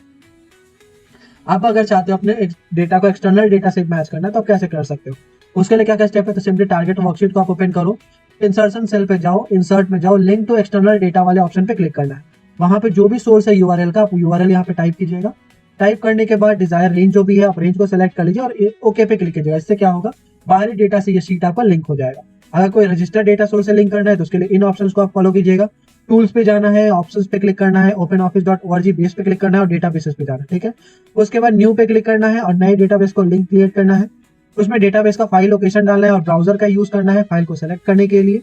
उनका कुछ ना कुछ नेम दे सकते हो, डेटाबेस पे ओके पे क्लिक करना है, ठीक है। इसके बाद यहाँ पे एक ऑप्शन आता है रिकॉर्ड चेंजेस। अब इनकेस आपने एक शीट बनाई है, ठीक है, ध्यान से सुनिएगा, इनकेस आपने एक शीट बनाई है, आपने उस शीट को मल्टीपल लोगों को फॉरवर्ड किया है। अब किस पर्सन ने कैसा चेंजेस उस शीट में किया है वो अगर आपको देखना है, तो आपको एक ऑप्शन प्रोवाइड किया जाता है रिकॉर्ड चेंजेस का। रिकॉर्ड चेंजेस क्या करता है, जो भी बदलाव उस शीट में किए गए हैं उनको ट्रैक करने का काम करता है। कब वो हुआ है, कहाँ हुआ है, किसके द्वारा हुआ है चेंजेस, उनको ट्रैक करने का मेनली काम करता है। और जिस भी शीट पर आप क्लिक करोगे आपको सिंपली वो शीट हाईलाइट होता हुआ दिख जाएगा, ताकि इजीली आप उसको रिव्यू कर सको, ताकि उसमें क्या क्या चेंजेस आए हैं। इनको ओपन करने के लिए आपको क्या करना है, सिंपली शेयर स्प्रेडशीट पे क्लिक करना है, उस पर एडिट बटन पे क्लिक करना है, चेंजेस पे क्लिक करना है। चेंजेस में रिकॉर्ड का ऑप्शन है, यहाँ पे देखिए, मैंने एडिट पे क्लिक किया, यहाँ पे एक चेंजेस का ऑप्शन दिया हुआ है, इस चेंजेस में यहाँ पे रिकॉर्ड का ऑप्शन दिया हुआ है। इस रिकॉर्ड के बटन पे मैंने क्लिक करूंगा, जिससे क्या होगा, इस पर ट्रैक चेंजेस ऑन हो जाएगा, ठीक है।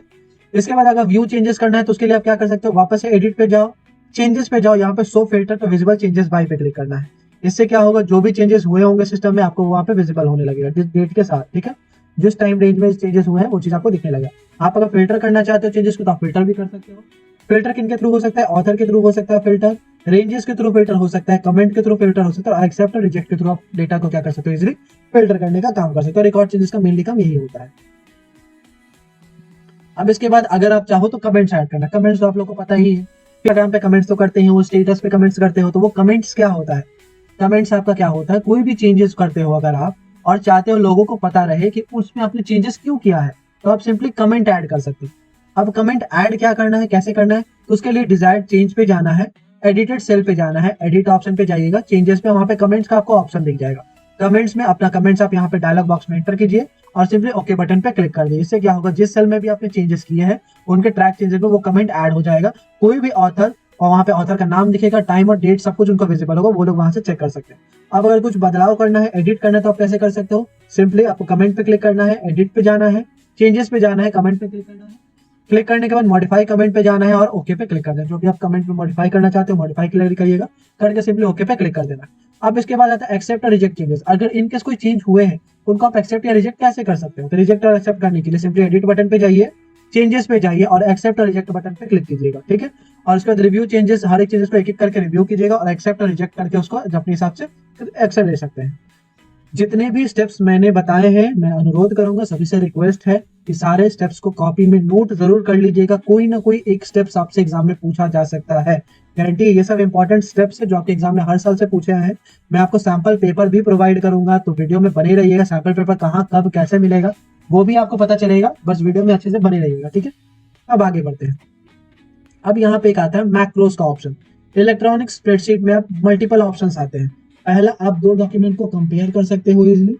अगर दो शीट आपके पास है, मान लीजिए मेरे पास एक शीट ए है और मेरे पास शीट बी है, और दोनों में क्या डेटा है उसको मुझे कंपेयर करना है, तो माइक्रोसॉफ्ट जो इलेक्ट्रॉनिक स्प्रेडशीट है वो हमें ऐसा ऑप्शन देता है ताकि हम दोनों डॉक्यूमेंट में कंपैरिजन कर सकें। उसके लिए क्या करना है, एडिट बटन पे जाना है, कंपेयर डॉक्यूमेंट पे क्लिक करना है, ओरिजिनल डॉक्यूमेंट को सिलेक्ट करना है, उसको इंसर्ट पे क्लिक करना है, और कैड क्या करेगा, दोनों के बीच जो भी डिफरेंसेस होंगे उनको हाईलाइट कर देगा, जिससे आपको पता चल जाएगा कि उसमें क्या क्या चेंजेस हुए, क्या क्या डिफरेंसेस आ रहे हैं।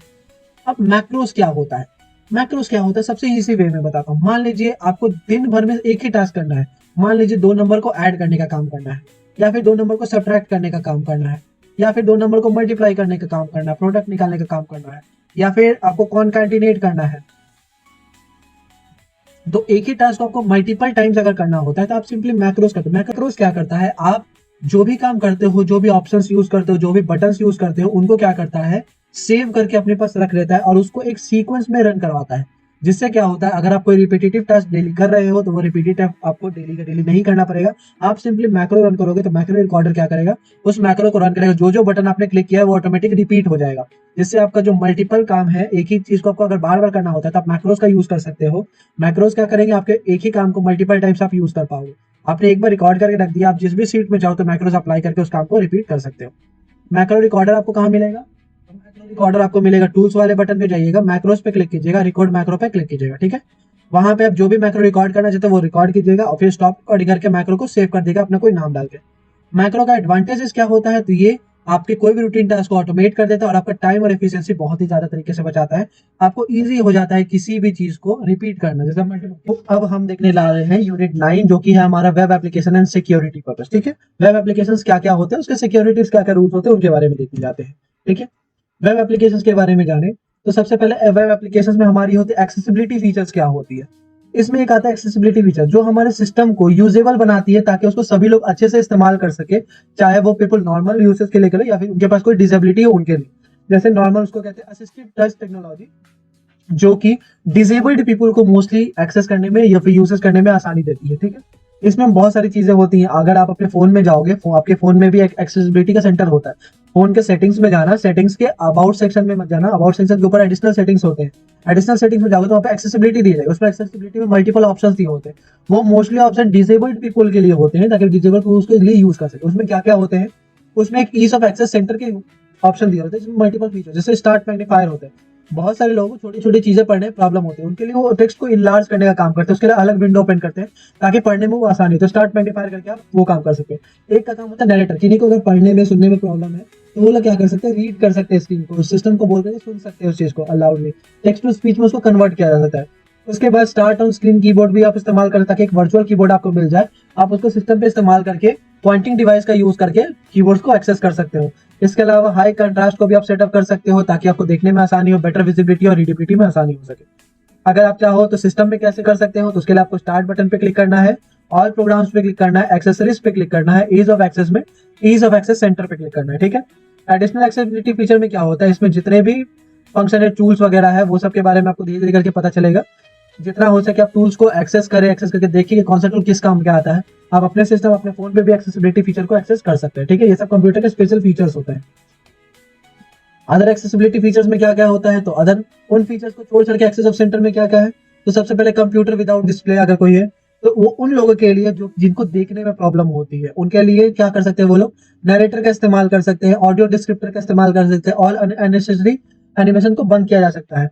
नरेटर का हम क्या करेगा, डिस्प्ले पे क्या दिखा रहा है उसको रीड करके बताएगा, जो भी नोटिफिकेशन आए हैं उसको पॉपअप करके साउंड के थ्रू वो लोग क्या करते हैं, इन्फॉर्म करते हैं। ये सब मेनली इम्पेयर्ड विजन लोगों के लिए होता है, मतलब जो भी लोग जिनके ब्लाइंड होते हैं, जिनको देखने में प्रॉब्लम होती है बट वो भी कंप्यूटर यूज करना चाहते हैं, तो उनके लिए वो नरेटर का फीचर होता है। या फिर ऑडियो डिस्क्रिप्टर होता है, जो कि क्या कहते हैं, वीडियो कंटेंट में क्या दिखाया जा रहा है उसको ऑडियो के थ्रू में बताते हैं। या फिर अननेसेसरी एनिमेशन या फिर इफेक्ट को उनको सभी को बंद किया जाता है। इससे क्या होता है, कंप्यूटर आसानी से आप लोग एडजस्ट कर सकते हो, डिस्प्ले के सेटिंग्स को चेंज कर सकते हैं, यूजर के आईसाइट के हिसाब से उसको एडजस्ट कर सकते हो, कंट्रास्ट थीम में चेंजेस ला सकते हो, विजिबिलिटी को हाई कर सकते हो, कंट्रास्ट के कलर को हाई कर सकते हो, इमेजेस के कंट्रास्ट को हाई कर सकते हो, ऑडियो डिस्क्रिप्शन को आप ऑन कर सकते हो ताकि ऑडियो डिस्क्रिप्शन को ओपन किया जा सकता है, लॉन्च किया जा सकता है कंप्यूटर में, और उसके कलर और ट्रांसपेरेंसी को भी आप लोग क्या कर सकते हो, अपने हिसाब से सेटअप कर सकते हो। इससे आप विंडोज के बॉर्डर्स के अपीयरेंस को और विजिबिलिटी को चेंजेस कर सकते हो, ठीक है। ये सब एक्सेसिबिलिटी फीचर्स हो गए। अब इसके बाद एक आता है ऑप्शन, आपको कंप्यूटर नेटवर्क क्या होता है। तो कंप्यूटर नेटवर्क होता क्या है, हमें पता है कि हम लोग अभी वीडियो देख रहे हैं तो वो यूट्यूब पे देख रहे हैं। यूट्यूब पे जो वीडियो है वो कहीं ना कहीं से तो सर्वर से आ रहा होगा, ठीक है। अब इस सर्वर को आप अकेले तो एक्सेस नहीं कर रहे हो, मल्टीपल लोग एक्सेस कर रहे हैं, तो ये जो पूरा कनेक्शन होता है यही क्या कहलाता है, एक नेटवर्क कहलाता है, ठीक है। जिसमें क्या होता है, मल्टीपल कंप्यूटर्स जो होते हैं वो एक सिंगल कंप्यूटर से जुड़ा है, और सिंगल कंप्यूटर एक सर्वर से जुड़ा होता है। ये फॉर्म क्या करता है, आपका एक नेटवर्क फॉर्म करता है, जिसमें ये जो छोटे छोटे कंप्यूटर होते हैं ये सब क्या कहलाता है, नोड कहलाते हैं। इनको क्या कहते हैं, छोटे छोटे कंप्यूटर्स को नोड कहा जाता है। तो कंप्यूटर नेटवर्क क्या होता है, एक सिस्टम है जो कि कंप्यूटर्स को कनेक्ट करता है और हार्डवेयर को कनेक्ट करता है, स्पेसिफिक हार्डवेयर और सॉफ्टवेयर का इस्तेमाल करके, ताकि इन्फॉर्मेशन को क्या किया जा सके, शेयर और रिसोर्सेज को शेयर किया जा सके। हर एक छोटे छोटे कंप्यूटर को किस नाम से जाना जाता है, तो नोड के नाम से जाना जाता है। इस computer network is called node. उसमें कोई भी डिस्टेंस की लिमिट नहीं हो सकती है, क्योंकि अभी मैं वीडियो बना रहा हूँ, वीडियो मैंने अपलोड कर दिया, आप कहीं पे से भी बैठ कर उस वीडियो को देख सकते हो, चाहे वो मेरे बगल में आप बैठ के देखना चाहो, चाहे आप दूर देश बैठ कर देखना चाहो। अब कंप्यूटर नेटवर्क का एडवांटेज क्या होता है, तो इन्फॉर्मेशन के एक्सचेंज में आसानी हो जाती है, रिसोर्स को शेयर करने में आसानी हो जाती है, कॉस्ट को ये बहुत ज्यादा घटा देता है, स्टोरेज कैपेसिटी को बहुत ज्यादा बढ़ा देता है। ये सब इनके एडवांटेजेस होते हैं। अब डिसएडवांटेजेस क्या होते हैं कंप्यूटर नेटवर्क के, तो डेटा सिक्योरिटी कंसर्न यहाँ पे जाता हो सकता है, डेटा ये हैक हो सके, वल्नरेबिलिटी सिस्टम फेलियर्स का भी होता है, सेटअप कॉस्ट बहुत ही ज्यादा इनका हाई होता है, और वायरस और मालवेयर से ये कभी भी अफेक्ट कर सकता है। अब यहाँ पे कहते हैं ARPANET, बहुत लोगों को क्वेश्चन आता है, वैसे भी क्वेश्चन पूछती है, ARPANET क्या है, तो first long distance communication network, जो कि ARPA के द्वारा बनाया गया था, वो आपका था क्या, ARPANET, first long distance communication network, जो कि 1969 में बनाया गया था। इनका मेन काम क्या था, ये कनेक्ट करते थे 4 यूनिवर्सिटी को और फाउंडेशन को, ताकि कंप्यूटर नेटवर्क को कनेक्ट किया जा सके, कंप्यूटर नेटवर्क इनिशिएट करके बनाया जा सके। अब कंप्यूटर नेटवर्क के कंपोनेंट्स क्या होते हैं उनके बारे में जाते हैं। कंप्यूटर नेटवर्क के कंपोनेंट क्या होते हैं, एक होते हैं सेंडर, वो लोग जो कि रिक्वेस्ट को इनिशिएट करते हैं, कम्युनिकेशन इनिशिएट करते हैं, मैसेज को सेंड करते हैं, ठीक है।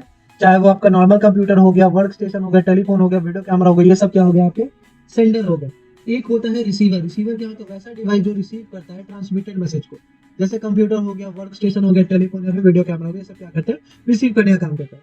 मीडियम क्या हो गया, अब सेंडर और रिसीवर को जोड़ने के लिए एक मीडियम की नीड होती है, कोई ना कोई साधन तो चाहिए, वो वायर्ड भी हो सकता है या फिर वायरलेस भी हो सकता है, ठीक है। तो ये कोई मीडियम चाहिए, फिजिकल पाथ जिसके थ्रू मैसेज ट्रैवल करता है, चाहे वो ट्विस्टेड पेयर केबल हो गया, फाइबर ऑप्टिक्स हो गया, कोएक्सियल हो गया, लेजर हो गया, रेडियो वेव्स हो गया, ये सब एक मीडियम है जिसके थ्रू क्या करता है, सेंडर रिसीवर को मैसेज फॉरवर्ड करता है।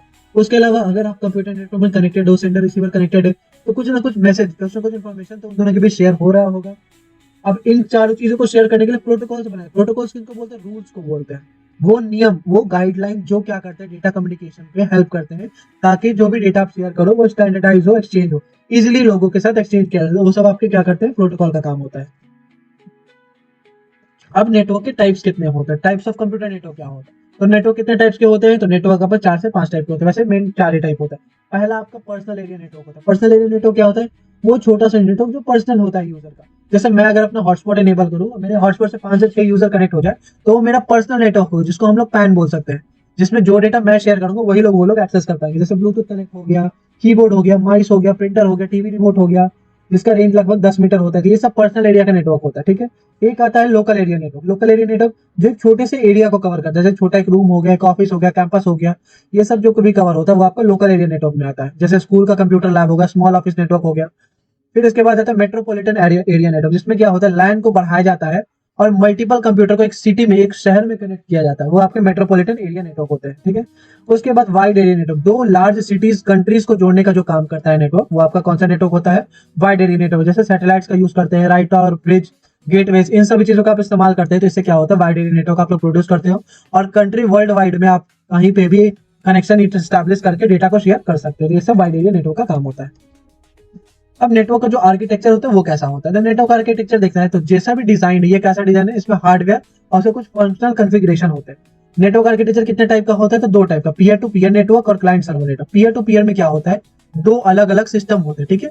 वो इक्वल टर्म्स में क्या करते हैं, रिसोर्सेज को शेयर करने का काम करते हैं, डेटा को शेयर करने का काम करते हैं। तो उनको उस नेटवर्क को क्या बोलेंगे आप, पीयर टू पीयर नेटवर्क बोलेंगे। जिसमें जैसे स्मॉल होम नेटवर्क्स हो गए, जैसे फाइल एक डिवाइस से दूसरे डायरेक्ट डिवाइस में आपको सेंड करना है, ये सेंडर हो गया, ये रिसीवर हो गया, आपको सेंडर से रिसीवर को भेजना है, रिसीवर से वापस सेंडर को भेजना है, तो ये आपका पीयर टू पीयर नेटवर्क होगा, ठीक है। इसके बाद आता है क्लाइंट सर्वर नेटवर्क। इसमें क्या होता है, सेंट्रल सर्वर होता है, एक सेंट्रल सर्वर होता है आपके पास, ठीक है। इससे क्या होता है, मल्टीपल कंप्यूटर जुड़े होते हैं। उन मल्टीपल कंप्यूटर्स क्या करते हैं, उस सर्वर से डेटा उठाते हैं, मल्टीपल कंप्यूटर से जुड़े होते हैं, इस मल्टीपल कंप्यूटर से क्या करते हैं, डेटा उठाते हैं और डेटा उठा के फेच करते हैं। जिसमें सेंट्रल कंप्यूटर होता है, पावरफुल कंप्यूटर, इसको सर्वर बोला जाता है, ये आपका सर्वर हो गया, ठीक है। इसमें ये सब जो छोटे छोटे ये आपके क्लाइंट होते हैं।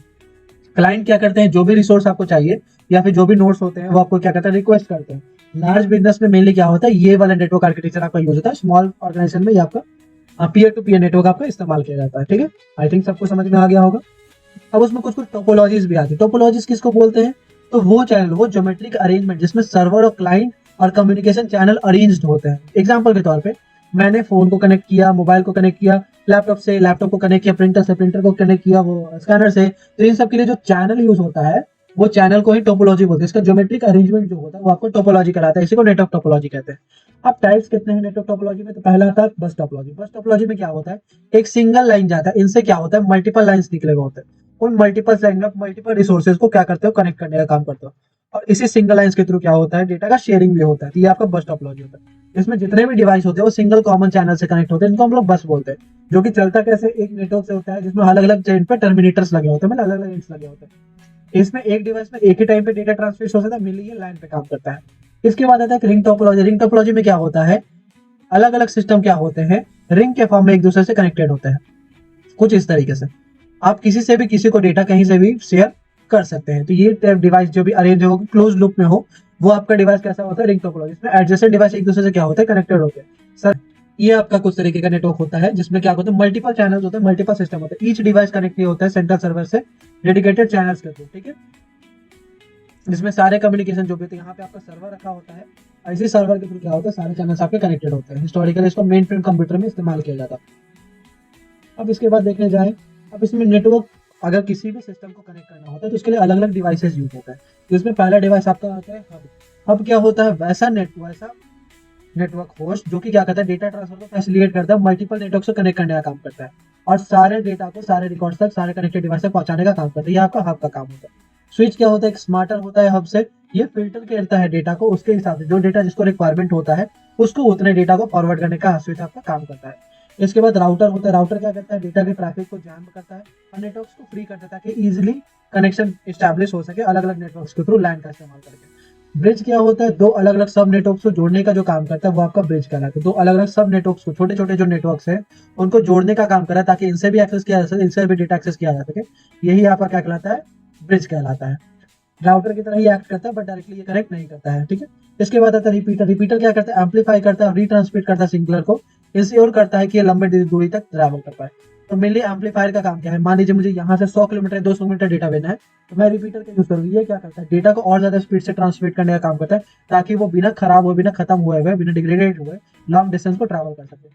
उसके बाद आता है गेटवे। गेटवे क्या होता है, हर एक सर्वर, एक नोड का एक नेटवर्क कॉन्फ़िगरेशन होता है जिसमें अलग अलग प्रोटोकॉल्स लगे होते हैं, वही प्रोटोकॉल आपका गेटवे होता है।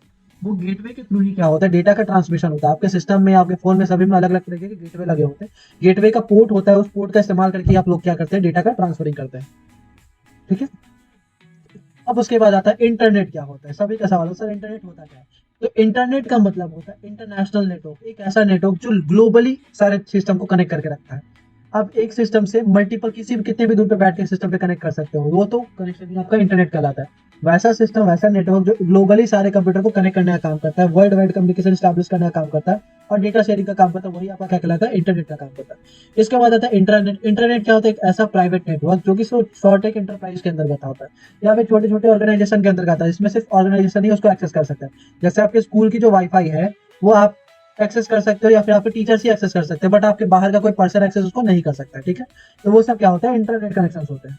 अब इंटरनेट काम कैसे करता है, तो इंटरनेट आपके क्लाइंट सर्वर नेटवर्क मॉडल पे काम करता है। ध्यान रखिएगा, इंटरनेट काम किस सर्वर पे करता है, तो क्लाइंट सर्वर नेटवर्क मॉडल पे काम करता है। उसके बाद कंपोनेंट्स की बात की जाए तो उसमें एक सर्वर होता है जो कि कोर कंपोनेंट होता है वो, और ढेर सारे सर्विस प्रोवाइड करता है और कंट्रोल एक्सेस करता है रिसोर्सेज को, जैसे हार्डवेयर और सॉफ्टवेयर का। उसके बाद क्लाइंट्स होते हैं जो क्या करते हैं, रिक्वेस्ट करते हैं सर्वर से डेटा के लिए और डेटा सर्वर से उसको रिसीव करते हैं। उसके बाद प्रोसेस क्या होता है, क्लाइंट कंप्यूटर क्या करते हैं, इंटरनेट से कनेक्ट करते हैं, रिक्वेस्ट को सेंड करते हैं। जैसे ही वो सेंड करते हैं एक वेब ब्राउजर के थ्रू, तो सर्वर उसके रिक्वेस्ट को रिसीव करता है, उसको प्रोसेस करता है और उसके रिक्वेस्ट जो रिलेवेंट डेटा है उसको क्या करता है, क्लाइंट को वापस भेजता है। एग्जाम्पल के तौर पर मैं मान लीजिए रोज की पिक गूगल पे सर्च करता हूँ, तो रोज की पिक ब्राउजर क्या करेगा, गूगल के सर्वर पे जाएगा, वहां पे रोज की इमेज को सर्च करेगा, रोज के जितने टाइप की इमेजेस उसको दिखेंगे वो सारे इमेजेस को लाके मेरे पास टैब के फॉर्म में, अलग अलग टैबलेट के फॉर्म में उसको शो कर देगा। तो ये आपका प्रोसेस का काम होता है, ठीक है। इंटरनेट से आगे बढ़ते हैं, अब इसमें ढेर सारे और टॉपिक्स होते हैं। यहाँ पे एक वर्ड आता है वर्ल्ड वाइड वेब। बहुत लोग कंफ्यूज होते हैं कि सर वर्ल्ड वाइड वेब और इंटरनेट में अंतर क्या है। तो वर्ल्ड वाइड वेब क्या है, एक वास्ट कलेक्शन ऑफ इंफॉर्मेशन है। ध्यान रखिएगा, इंटरनेट क्या है, कलेक्शन ऑफ नेटवर्क्स है, मल्टीपल नेटवर्क से कलेक्शन है, बट वर्ल्ड वाइड वेब क्या है, एक वास्ट कलेक्शन ऑफ इंफॉर्मेशन है जो कि डॉक्यूमेंट्स के फॉर्म में, टेक्स्ट के फॉर्म में या फिर हाइपरलिंक्स के फॉर्म में, मल्टीमीडिया के फॉर्म में कहीं ना कहीं जाके स्टोर करके रखा हुआ है। ये आपको वर्ल्ड वाइड वेब कहलाता है। इंटरनेट क्या था पीछे, इंटरनेट कलेक्शन ऑफ नेटवर्क्स को कहते हैं। Built an information sharing model है, एक इन्फॉर्मेशन शेयरिंग मॉडल है ये, ताकि डेटा को एक जगह से दूसरे जगह शेयर किया जाए। डब्ल्यूडब्ल्यूडी से बेसिक देखें तो ये हमारा जो भी डॉक्यूमेंट शेयर तो एचटीएमएल के फॉर्मेट में होता है। एचटीएमएल का काम क्या होता है, वेब डॉक्यूमेंट बनाने के लिए, वेब कंटेंट बनाने के लिए हम लोग एचटीएमएल का इस्तेमाल करते हैं। एचटीटीपी क्या करता है, एक हाइपर टेक्स्ट ट्रांसफर प्रोटोकॉल है। प्रोटोकॉल मतलब रूल है, किस लिए, ताकि हम कम्युनिकेट कर सके वेब पेज से और डॉक्यूमेंट से लार्ज नेटवर्क के ऊपर, ठीक है। इंटरनेट के ऊपर हम अलग अलग वेब पेज से कम्युनिकेट करने के लिए जो प्रोटोकॉल का इस्तेमाल करते हैं वो हमारा एचटीटीपी होते हैं। उसके बाद वेब सर्वर क्या होता है, तो वैसे होस्ट कंप्यूटर बोलते हैं जो कि स्टोर करते हैं डेटा को और रिक्वेस्ट करने पे वो डेटा को फॉरवर्ड करने का काम करते हैं, वो आपके वेब सर्वर होते हैं।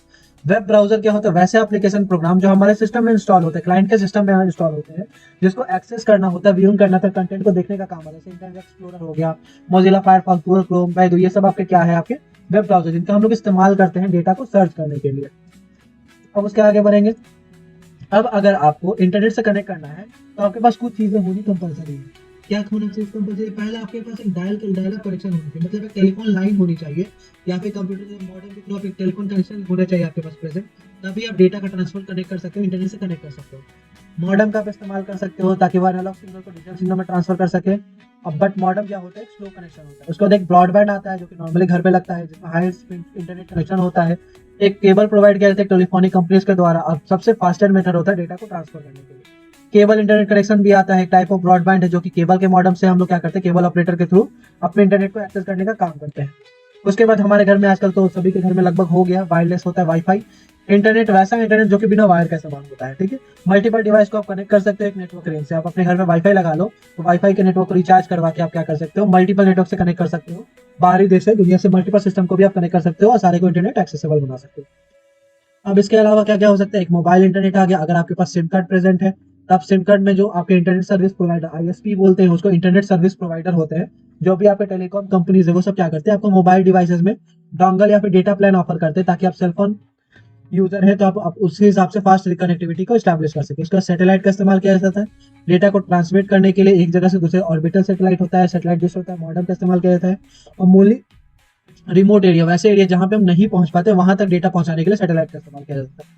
उसके बाद आईएसपी इंटरनेट सर्विस प्रोवाइडर, जैसा मैंने बताया वो ऑर्गेनाइजेशन जो कि इंटरनेट का यूज करने के लिए आपको एक्सेस दे दिए। जैसे आपका एयरटेल हो गया, आपके पास एयरटेल का सिम होगा, जियो का सिम होगा, वीआई का सिम होगा, बीएसएनएल का सिम होगा, ये सब क्या है आपके आईएसपी है, ये इंटरनेट सर्विसेज आपको प्रोवाइड करवाती है, ठीक है। इसके अलावा आप चाहे तो खुद के हॉटस्पॉट को शेयर करके, वाईफाई टेक्नोलॉजी को शेयर करके भी इलेक्ट्रॉनिक डिवाइसेस के थ्रू, रेडियो वेव्स के थ्रू क्या कर सकते हैं, दूसरे को भी एक्सेस दे सकते हैं इंटरनेट का, ठीक है। अब आगे बढ़ते हैं आगे। अब यहाँ पे आता है इंस्टेंट मैसेजिंग का ऑप्शन। इंस्टेंट मैसेजिंग क्या होता है, इन केस मैं कम्युनिकेट कर रहा हूँ, अगर दो लोग आमने सामने हैं तो ऑब्वियसली दोनों के बीच कन्वर्सेशन और कम्युनिकेशन इस्टेब्लिश होता है। कम्युनिकेशन होता है तो कुछ रिक्वेस्ट सेंडर भेजता है, कुछ रिक्वेस्ट आपका रिसीवर फीडबैक देता है। तो इंस्टेंट मैसेजिंग में क्या होता है, एक ऐसा कम्युनिकेशन सर्विस जो आपको इनेबल करता है instant transmission of text based message को। सेंडर और रिसीवर के बीच टेक्स्ट बेस्ड मैसेज है, इंटरनेट के थ्रू आप क्या करते हो, एट इंस्टेंट भेज सकते हो। सेंडर ने अभी रिक्वेस्ट किया कुछ, आपने रिसीवर ने रिसीव किया, रिसीवर ने तुरंत उसका कुछ ना कुछ रिस्पॉन्स कर दिया। यही आपका क्या कहलाता है, इंस्टेंट मैसेजिंग कहलाता है। ठीक है, यही आपका इंस्टेंट मैसेजिंग कहलाता है। कैसे कर सकते हो, तो इसके लिए आपको वेब बेस्ड आप इंस्टेंट मैसेजिंग सॉफ्टवेयर यूज करते हो। जैसे इसको डायरेक्टली वेब ब्राउजर के थ्रू आप इस्तेमाल कर सकते, बिना डाउनलोडिंग के थ्रू याहू का इस्तेमाल, कूल या मीबो का इस्तेमाल कर सकते हो। Application based instant messaging software, इसके लिए डाउनलोडिंग रिक्वायर होता है, इंस्टॉलेशन रिक्वायर होता है सिस्टम में, जैसे स्काइप हो गया, गूगल टॉक हो गया, हाइक मैसेंजर हो गया, आपका व्हाट्सएप हो गया। ये सब आपका क्या होता है, एप्लीकेशन बेस्ड मैसेजिंग सॉफ्टवेयर है। इसके बाद है गूगल हैंगआउट्स हो गए। ये क्या है, एक फ्री इंस्टेंट मैसेजिंग सॉफ्टवेयर है, डेवलप किया गया था गूगल के थ्रू। मल्टीपल विंडोज, लिनक्स और मैक और सभी को ये सपोर्ट करता है, इजीली डाउनलोडेबल होता है इंटरनेट से। इंस्टेंट मैसेजिंग समझ गए होंगे, तुरंत रिप्लाई करना टेक्स्ट बेस्ड मैसेज के थ्रू। ठीक है, ये आपका इंस्टेंट मैसेजिंग कहलाता है। अब उसके बाद कुछ टॉपिक्स और आते हैं। अब यहाँ पे आता है ब्लॉग क्या होता है। तो ब्लॉग वैसे वेबसाइट होते हैं जहाँ पे अलग अलग आर्टिकल पोस्ट किए जाते हैं रेगुलरली, एक क्रॉनिकल ऑर्डर में। ठीक है, लेटेस्ट आर्टिकल को क्या करते हैं, वो लोग फर्स्ट पे रखते हैं, रैंक करवाते हैं, उससे पुराने सेकंड पे, उससे पुराने थर्ड पे, क्रॉनिकल ऑर्डर में ही ब्लॉग्स को डाला जाता है। ब्लॉग्स में क्या होता है, जो भी आर्टिकल्स आप जानते हो, कुछ इन्फॉर्मेशन आपको मिला है, आप लोगों के साथ शेयर करना चाहते हो, तो ब्लॉग्स का इस्तेमाल करते हो डेटा को शेयर करने के लिए। ब्लॉगर कौन होते हैं, वैसे आदमी, वैसे पर्सन जो कि ब्लॉग्स लिखते हैं और उसको पब्लिश करने का काम करते हैं, वो ब्लॉगर कहलाते हैं। ब्लॉगिंग क्या होता है, ये जो पूरा प्रोसेस है, कंटेंट को लिखना, पढ़ना, समझना, उसको अपलोड करना, राइट करना, पब्लिश करना, ये सब क्या होता है, ब्लॉगिंग कहलाता है। अब ब्लॉग्स कितने टाइप के होते हैं, तो ब्लॉग्स 3 टाइप के, पर्सनल ब्लॉग्स, जनरल ब्लॉग और ऑर्गेनाइजेशन ब्लॉग होते हैं। पर्सनल ब्लॉग क्या होता है, ऑनलाइन डायरी हो गया, जो कि जैसे आप कुछ शेयर करना चाहते हैं, अपना नॉलेज शेयर करना चाहते हैं, अपना कुछ इन्फॉर्मेशन शेयर करना चाहते हैं, तो पर्सनल ब्लॉग में आप डाल सकते हैं। जनरल ब्लॉग क्या होता है, इसमें जनरल इन्फॉर्मेशन शेयर होता है, डिस्कशन शेयर होता है स्पेसिफिक सब्जेक्ट, स्पेसिफिक टॉपिक के ऊपर, वो जनरल ब्लॉग्स होते हैं। ऑर्गेनाइजेशन ब्लॉग क्या होते हैं, कंपनीज के द्वारा डाली जाती है ताकि अलग अलग बिजनेस अपने अपडेट्स को शेयर कर सके। इसके अलावा एक ब्लॉग डेस्क होता है, फ्री ऑनलाइन ब्लॉग एडिटेबल है, अवेलेबल है, इसको आप डाउनलोड और इंस्टॉल कर सकते हो कंप्यूटर में। इसका इस्तेमाल करके ब्लॉग डेस्क अलग अलग ब्लॉग्स को एडिट कर सकते हो, बना के अपडेट कर सकते हो। उसके अलावा ऑनलाइन ट्रांजेक्शन, जितने भी फाइनेंशियल ट्रांजेक्शन है वो सब रियल टाइम में होते हैं इंटरनेट पे, वो सब ऑनलाइन ट्रांजेक्शन भी आपके इंटरनेट के इस्तेमाल से ही होते हैं। कुकीज क्या होता है, स्मॉल छोटे छोटे फाइल्स होते हैं जो कि आपके कंप्यूटर पे, हमारे कंप्यूटर में स्टोर होते हैं। जो भी डेटा हम वेबसाइट पे एक्सेस करते हैं, वेबसाइट जिस भी डेटा के वेबसाइट पे एक्सेस करते हैं, उसका कुछ ना कुछ छोटा छोटा डेटा हमारे सिस्टम में ऑटोमेटिकली सेव होते जाता है। ठीक है, वो सारे आपके कुकीज होते हैं। ये मेनली किस लिए इस्तेमाल होता है, आपके यूजर एक्सपीरियंस को बढ़ाने के लिए, प्रेफरेंस को सेव करने, क्या आपको पसंद आता है वो आपका सिस्टम क्या करता है, ऑटोमेटिकली सेव करके रख लेता है। जैसे ही आप वेबसाइट को एक्सेस करते हो, वो वेबसाइट आपको ऑटोमेटिकली उस पेज पे ओपन हो जाता है, वो सब आपके कुकीज डेटा होता है। उसके आगे बढ़ेंगे। अब यहाँ पे आता है वायरस। वायरस तो थोड़ी देर पहले पार्ट बी वाले वीडियो में ही बताया गया था वायरस क्या होता है। तो वायरस का फुल फॉर्म होता है vital information resource under seize. Full form याद कर लीजिएगा, vital information resource under seize. एक कंप्यूटर वायरस क्या होता है, बिहेव करता है बायोलॉजिकल वायरस के, अपने आप को रेप्लिकेट करते जाता है और सिस्टम को क्या होता है, डिस्टर्ब करता है। वायरस अटैक का सिम्टम क्या होता है, अनयूजुअल मैसेज दिखने लगेगा स्क्रीन में, कंप्यूटर की स्पीड स्लो हो जाएगी, डिस्क स्पेस अचानक से बढ़ जाएगा, एप्लीकेशन लोड हमेशा स्लो हो जाएगा।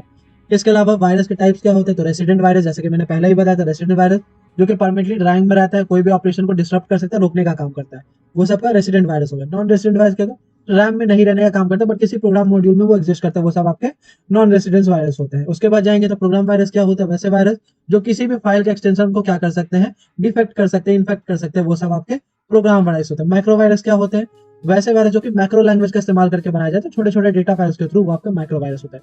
ट्रोजन हॉर्स क्या होता है, नॉर्मली डेटा को चुराने के लिए जो वायरस का इस्तेमाल किया जाता है, वो आपका ट्रोजन हॉर्स होता है। मालवेयर क्या होता है, वैसे मैलिशियस सॉफ्टवेयर जो कि आपके कंप्यूटर नेटवर्क को स्लो करते हैं और आपके इंटायर सिस्टम को स्लो करने का काम करते हैं। स्पाईवेयर क्या होता है, वैसे मालवेयर डिजाइन होते हैं ताकि आपसे सेंसिटिव इन्फॉर्मेशन निकाला जा सके, जैसे आपका पासवर्ड हो गया, क्रेडिट कार्ड डिटेल्स हो गया, आपके फोटोज हो गया, पर्सनल प्राइवेट डेटा हो गया, वो सबको निकालने के स्पाईवेयर यूज होता है। वर्म्स क्या होता है, सेल्फ रिप्लिकेटिंग प्रोग्राम्स होते हैं जो कि अगर एक सिस्टम में आ जाए तो अपने आप को मल्टीपल फॉर्म्स में वो चेंज करता है, पूरे सिस्टम में फैलने का काम करता है, बिना फाइल्स को हार्म पहुंचाएगा और आपके बिना एक्सेस के वो क्या करता है, सारी जगह पे आपको ना जगह बना लेगा। उसके बाद बूट वायरस क्या होता है, वैसे वायरस जो कि आपके हार्ड डिस्क को करप्ट कर दे, और सबसे ज्यादा डेंजरस वायरस एक होता है जो कि डिस्क को पूरी तरह से खराब कर सकता है, स्टोन वायरस भी इसको कहा जाता है। ठीक है, अब इसके आगे बढ़ेंगे। अब इसमें बहुत सारे आपके सिक्योरिटी के प्रॉब्लम्स आते हैं। सिक्योरिटी में क्या होता है, सबसे पहले आता है स्पैमिंग। स्पैमिंग क्या होता है, अनवांटेड बल्क ईमेल्स भेजना अननोन रिसोर्सेज से। जैसे आप किसी भी वेबसाइट पे जाते हो तो ध्यान रखते होंगे आपसे ईमेल मांगा जाता है, आपसे फोन नंबर में क्यों मांगा जाता है, ताकि आपको स्पैम किया जाए। स्पैम कैसे, उनसे डेटा निकलता है, उनसे डेटा को वो लोग क्या करते हैं, एक लिस्ट बनाते हैं, उस लिस्ट में आपके डेटा को रखते हैं और उससे आपका प्रमोशनल ईमेल भेजना स्टार्ट करते हैं, एडवर्टाइजमेंट ईमेल भेजना स्टार्ट करते हैं, वही आपका क्या कहलाता है, स्पैमिंग होता है, अनवांटेड बल्क ईमेल आपको भेजना स्टार्ट करते हैं। मोस्टली कमर्शियल एजेंसी जितने होते हैं वो एडवर्टाइजमेंट के लिए इसका इस्तेमाल करती है।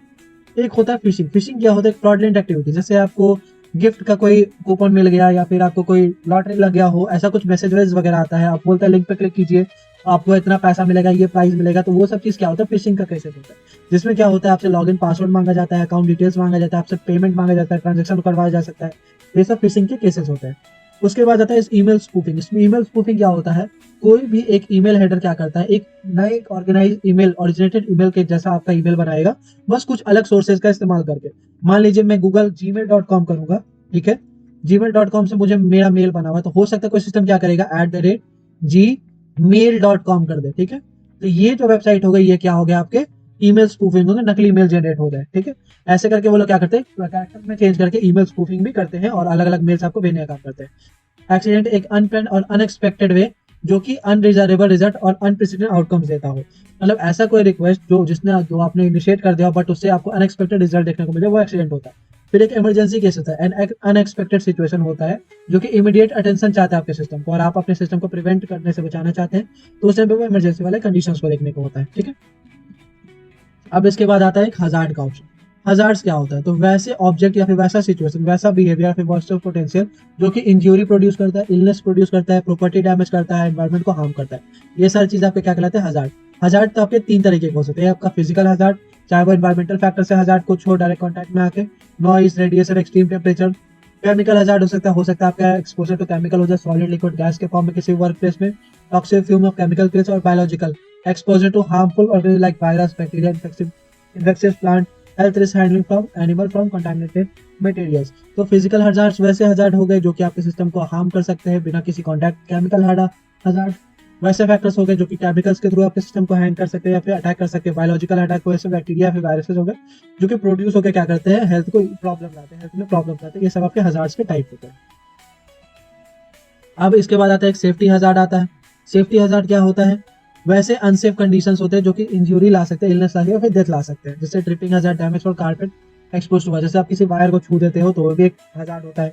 Ergonomic hazard stemming from physical factor that may cause muscular injuries. आपका वर्क स्टेशन अगर खराब है या फिर रिपीटेड स्ट्रेन आप ले रहे हो, कंटिन्यू बैठे हुए हो, तो वो आपका एग्रोनॉमिक हजार्ड भी कहलाता है। फिजियोलॉजिकल हजार्ड क्या होता है, तो adverse effect of employ mental health और वेलबींग। अगर आपके दिमाग पे कोई असर हो रहा है तो आपका साइकोलॉजिकल फिजियोलॉजिकल हजार्ड्स के नाम पे जाना है, जैसे सेक्सुअल हरासमेंट होगा, विक्टिज्म हो गया, एक्सेसिव वर्कलोड का डिमांड्स हो गया, ये सब क्या होता है, फिजिकल हजार्ड्स आपके होते हैं। इतने थे आपके कंटिन्यू कंप्यूटर के सेक्शन। कंप्यूटर का यूनिट लगभग जितना था मैंने कंप्लीट कर दिया है। अब इसका जो प्रैक्टिकल यूनिट होगा वो प्रैक्टिकल यूनिट का वीडियो इस वीडियो के बाद डलाएगा, बट वो तभी डला पाएगा जब इस वीडियो पे मिनिमम मुझे 100 लाइक्स मिल जाएंगे। अगर आप वीडियो पे 100 लाइक्स करवा देते हो तो मैं इसका प्रैक्टिकल यूनिट पे तुरंत अपलोड कर दूंगा। जैसे इस पे 100 लाइक्स का टारगेट पूरा हो जाएगा और 100 कमेंट का टारगेट भी पूरा हो जाएगा, तो मैं वीडियोस को क्या करूंगा, कंटिन्यू अपलोड करना स्टार्ट कर दूंगा। इससे रिलेटेड जो भी सैंपल क्वेश्चन है उनको भी अपलोड कर दूंगा ताकि आपको और ज्यादा प्रैक्टिस करने में ईजी हो जाए और कंप्यूटर में आप 50 आउट ऑफ 50 ला सकूं। जब तक के लिए नेक्स्ट वीडियो डलाता है और लाइक्स इस पे कंप्लीट हो जाते हैं, तब तक के लिए आप चैनल को सब्सक्राइब कीजिएगा, दोस्तों के साथ जितना हो सके इस वीडियो को शेयर कीजिएगा ताकि उन लोगों तक भी कंप्यूटर का नॉलेज पहुंच सके। तब तक के लिए चैनल को सब्सक्राइब कीजिए, शेयर कीजिए और कमेंट कीजिएगा और जल्द से जल्द इस पे 100 लाइक्स का टारगेट पूरा करवा दें। मैं मिलता हूं आपको नेक्स्ट वीडियो में।